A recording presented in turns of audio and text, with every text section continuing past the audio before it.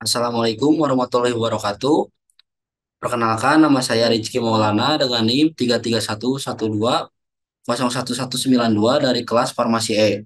Di sini saya akan menjelaskan mengenai pemilihan metode analisis sampel biologis berdasarkan tiga jurnal yang saya ambil. Di sini saya memilih obat vinblastine. Dan untuk jurnal yang pertama, itu berjudul Determination and Quantification of the Vinblastine Content in Purple, Red, and White Catharanthus roseus Leaves Using RPHPLC Method. Dan untuk jurnal yang kedua berjudul Simultaneous Determination of Vincristine and Vinblastine in Vinca roseus Leaves by High Performance Thin Layer Chromatography.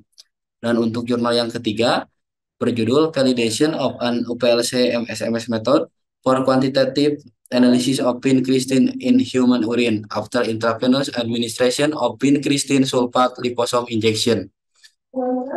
Dari ketiga jurnal tersebut, saya menganalisis parameter validasi, diantaranya yaitu linearitas R kuadrat, LOD atau limit of detection, LOQ atau limit of quantification, dan presisi persen RSD peak area.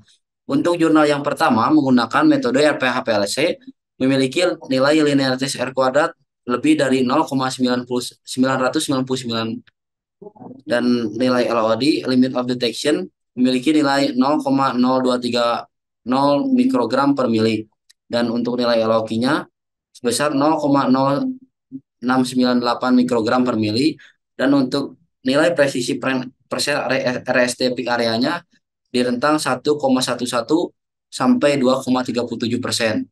Untuk jurnal yang kedua menggunakan metode HPTLC memiliki nilai linearitas R kuadrat sebesar 0,994 dan nilai LOD limit of detection sebesar 62,3 nanogram per spot.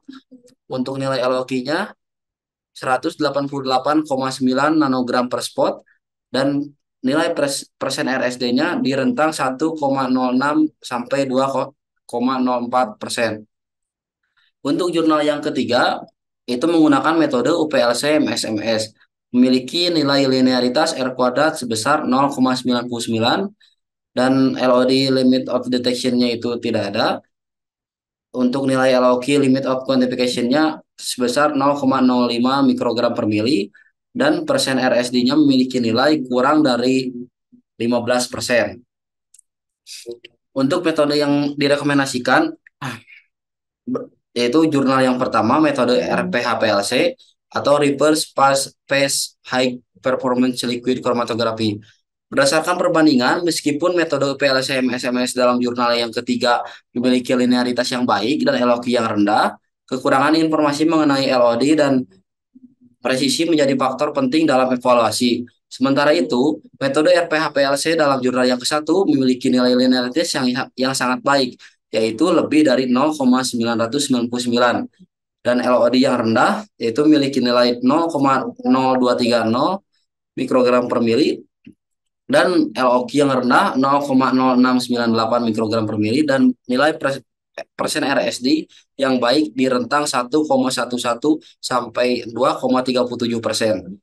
Kelebihan-kelebihan ini menjadikan metode RPHPLC dalam jurnal yang ke-1 sebagai pilihan yang paling unggul untuk uji vinblastine. Jadi kesimpulannya, metode RPHPLC memiliki kelebihan dalam uji vinblastine karena menunjukkan hasil validasi metode analisis yang baik. Kelebihan lain dari metode ini adalah yang pertama, sensitivitas tingginya memungkinkan deteksi dan pengukuran vinblastine dalam konsentrasi rendah yang umumnya digunakan dalam dosis terapeutik. Yang kedua, kemampuan selektivitas metode ini dalam memisahkan vinblastine dari senyawa lain dalam sampel kompleks sangat penting dalam analisis yang akurat. Yang ketiga, kecepatan analisis yang tinggi memungkinkan pengujian sampel dalam jumlah besar dalam waktu yang lebih singkat. Yang keempat, penggunaan pelarut yang kompatibel memberikan fleksibilitas dalam pengambilan sampel dan pengukuran konsentrasi vinblastine. Dan yang terakhir, serta validasi metode yang tersedia menjamin kualitas dan keandalan hasil analisis vinblastine.